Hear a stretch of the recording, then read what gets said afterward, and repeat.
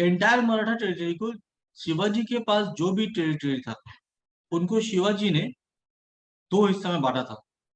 पहला स्वराज, जिसको कई बार मुल्के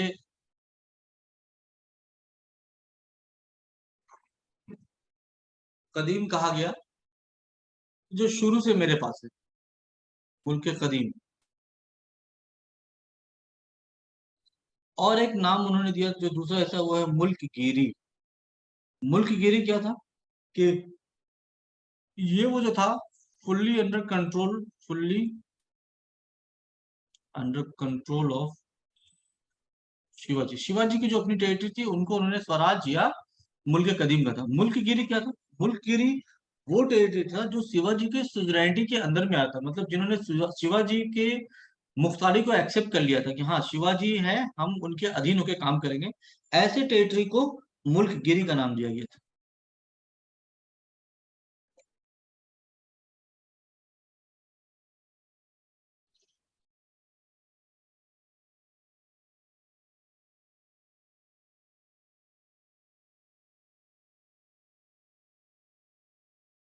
अब इन दो किंगडम के साथ ट्रीटमेंट भी बाद में शिवाजी ने अलग किया, लेकिन इनके एडमिनिस्ट्रेशन में एक इनका काउंसिल था जो बहुत इंपॉर्टेंट है।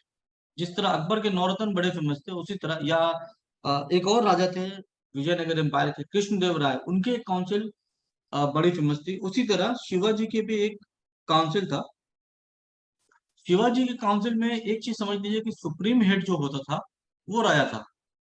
काउंसिल को इतना पावर नहीं था कि राजा के ऊपर चला जाए। तो आप कुछ भी पढ़ने वाले हैं तो ये याद रखिए कि राजा सबसे ऊपर है, सुप्रीम हेड वाजे शिवाजी, मतलब राजा सबसे ऊपर है। अब उस राजा की हेल्प करने के लिए काउंसिल होगा, काउंसिल ऑफ मिनिस्टर्स। इस काउंसिल ऑफ मिनिस्टर्स को बोल देते हैं अष्ट प्रधान।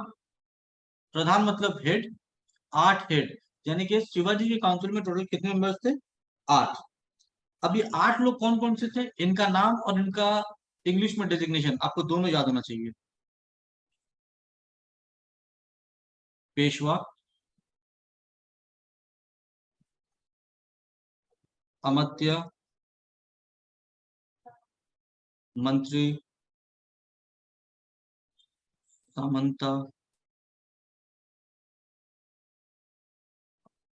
सचिव,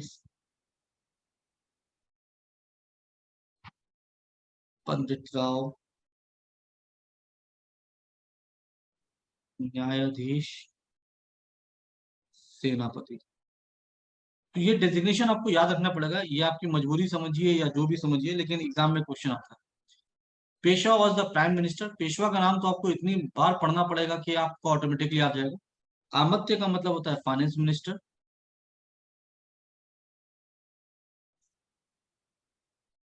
मंत्री वॉज क्रॉनिकलर, हिस्टोरियन जिसको बोलते हैं हम लोग।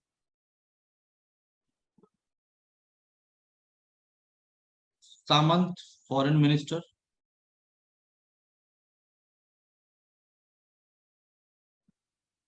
सचिव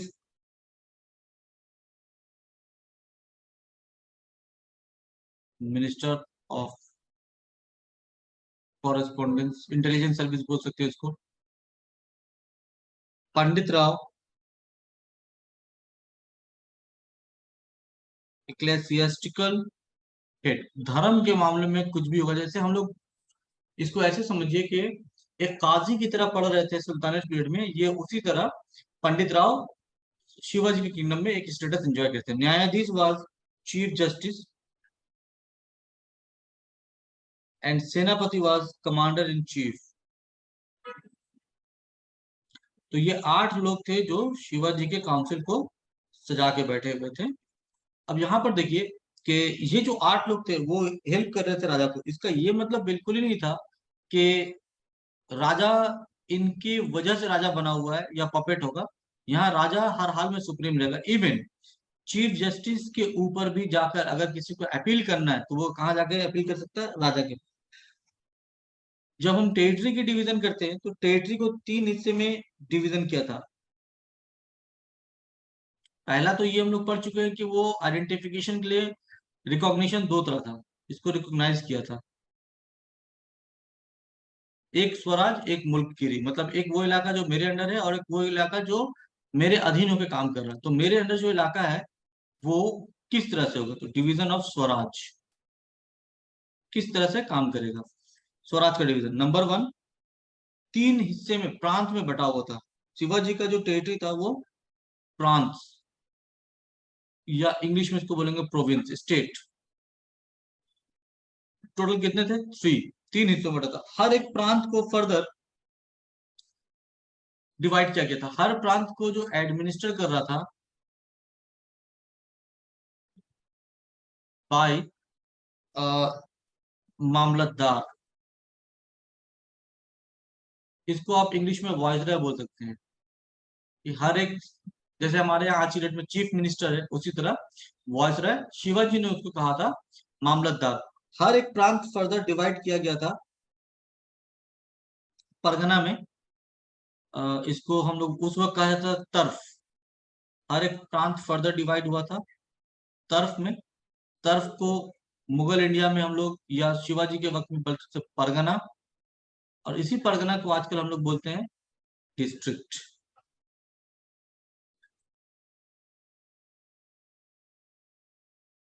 हर एक परगना का जो चीफ था उसको लोग बोलते थे हवलदार। ठीक है, यानी कि आप इसको ऐसे बोल सकते हैं, एक तरह का मेयर या जो भी उस तरह के हेड होता है। और जो लोअर यूनिट था वो था विलेज।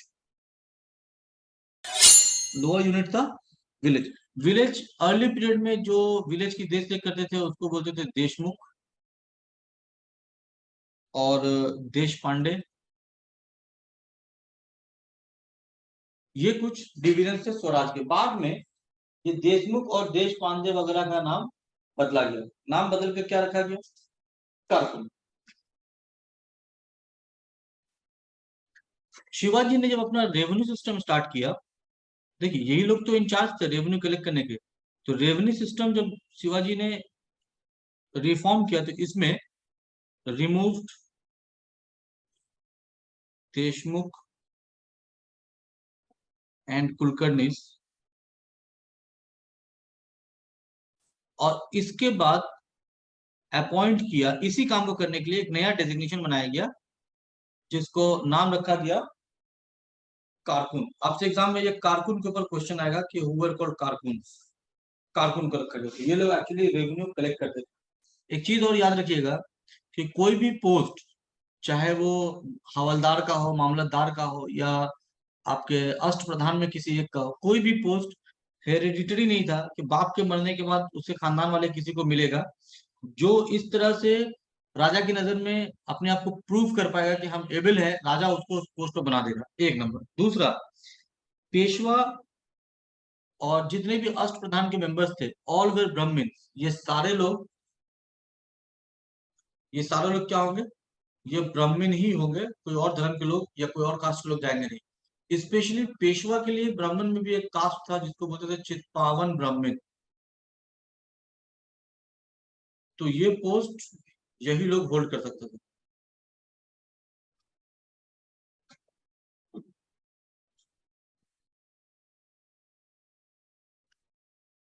नेक्स्ट टॉपिक अपना रेवेन्यू सिस्टम।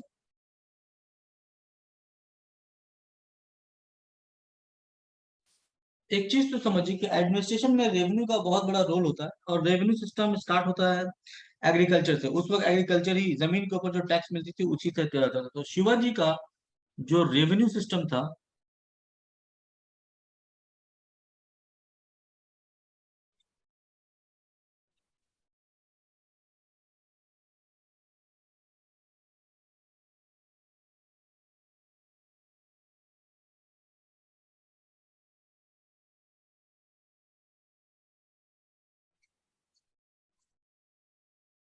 मलिक अंबर कौन, अभी मैंने बोला कि एक नायाब गवर्नर प्राइम मिनिस्टर था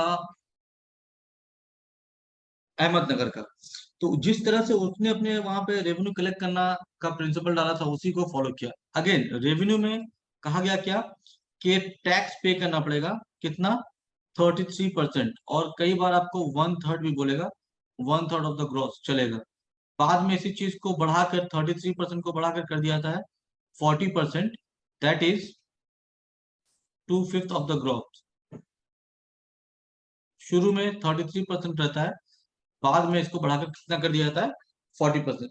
ये टैक्स आप दो तरीके से दे सकते हैं, या तो आप कैश में पे कर दें या काइंड में, मतलब किसी और तरीके से, अनाज हो, जेवर हो, जो भी आपको समझ में आता है उस तरह से आप पे कर सकते हैं। मेन सोर्स ऑफ रेवेन्यू क्या था? मेन सोर्स ऑफ रेवेन्यू था चौथ और स्वदेश मुखी।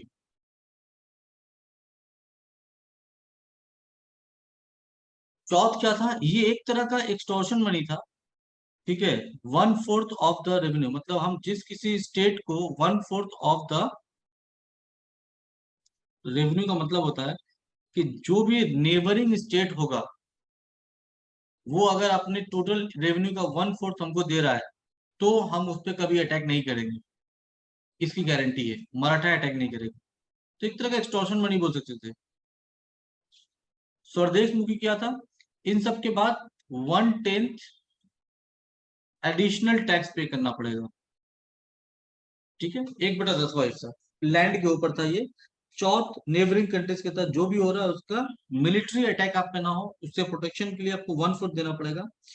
और 1/10 ऑफ द अमाउंट आपकी जमीन के ऊपर है, ये भी नेबरिंग कंट्री से ही कलेक्ट किया जाता था।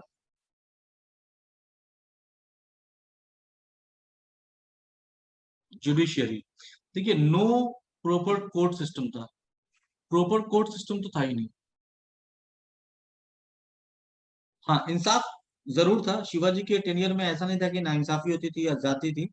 शिवाजी खुद भी काफी तकलीफ से उभर कर वहां तक राजा बने थे, तो उन्होंने कभी अपनी लाइफ टाइम में नाइंसाफी होने नहीं दिया किसी के साथ। इवन शिवाजी का, मैंने बोला ना कि उनकी लड़ाई मुस्लिम के खिलाफ नहीं थी या किसी और धर्म के खिलाफ नहीं थी, भले आज की डेट में हम लोग को बताया जो भी जाए, उनकी लड़ाई थी सर्टेन रूलर्स के खिलाफ।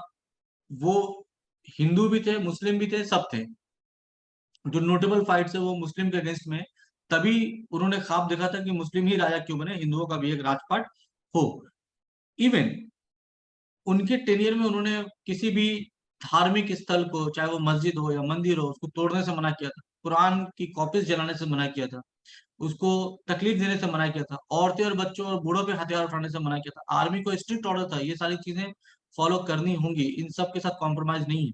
शिवाजी चूंकि खुद एक काफी रूट लेवल से उसको ऊपर आए थे, तो उन्होंने इन चीजों को बहुत ज्यादा इज्जत देकर रखी थी। फिर भी कोर्ट सिस्टम नहीं था, तो भी इंसाफ देने के लिए उन्होंने कुछ एक पोस्ट बनाए थे, जिनका नाम पोस्ट बनाए थे, उस पोस्ट को बोलते हैं पटेल। देखिए, मैटर्स दो तरह के हुआ करते थे, एक था सिविल मैटर और एक था क्रिमिनल मैटर। सिविल मैटर जो होता है वो किसी इंडिविजुअल के अगेंस्ट में हो जाएगा, तो इसके लिए कहा गया था कि पंचायत बिठाइए और सेटलमेंट कर लीजिए, पंचायत के जरिए ये मैटर सोल्व होगा। लेकिन अगर क्रिमिनल मैटर होगा तो इसको हियरिंग करेगा एक सरकार का ऑफिशियल, जिसको हम बोलेंगे पटेल, ठीक है। तो सिविल ऑफेंसेस पंचायत में और क्रिमिनल ऑफेंसेस का हियरिंग पटेल के पास होती थी। दोनों ही सूरत में, चाहे सिविल हो या क्रिमिनल हो, इसके ऊपर एपेलेट अथॉरिटी जो था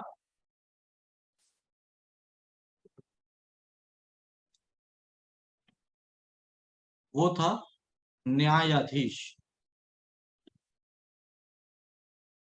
और अगर यहां भी आप सेटिस्फाइड नहीं है तो फाइनली आप कहाँ जा सकते हैं? किंग के पास। और किंग कौन है? खुद शिवाजी। यही है अपने शिवाजी, टोटल हिस्ट्री शिवाजी का, जो अपने एग्जाम पॉइंट ऑफ व्यू से इंपॉर्टेंट है, वो सारी चीजें यहाँ पर मैंने मेंशन कर दी।